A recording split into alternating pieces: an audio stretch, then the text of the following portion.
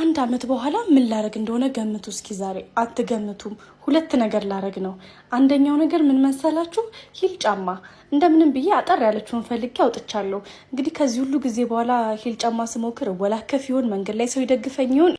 እግዚአብሔር ነው የሚያውቀው ሁለተኛው ደግሞ አንድ አመት የሞላኝ ነገር ሂውማን መሸጥ ከጀመርኩኝ አንድ አመት ሆኖኛል ከናንተ ጋር በጣም ጥሩ ጊዜ ነው ያሳለፍኩት ሁሌም ከኔ የገዛችሁ ሰዎች ሁላችሁም ታውቃላችሁ ከነ ዋራንቲው ነው ሂውማን ሄሮቼን የሚሸጠው 6 ወር ዋራንቲ ያላቸው ሙሉ ናቸው ከላይ እስከ ታች የብራዚልም የቪየትናምም አለ ይሄኛው አሁን እንደምታዩት 24 ኢንች ነው የቀድሞ ዌቭ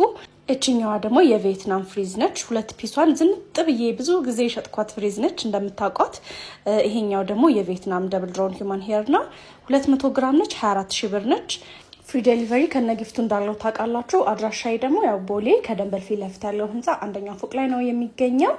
ይሄኛው እንዳሳያችሁ ከለሩና ዌቭ ልዩነቱ ላሳያችሁ ብዬ ነው ከብላኩ ጋር ማለት ነው እንግዲህ እንጫማ አድርጌ ወጥቼ እንዴት ሆኜ እንደምመለስ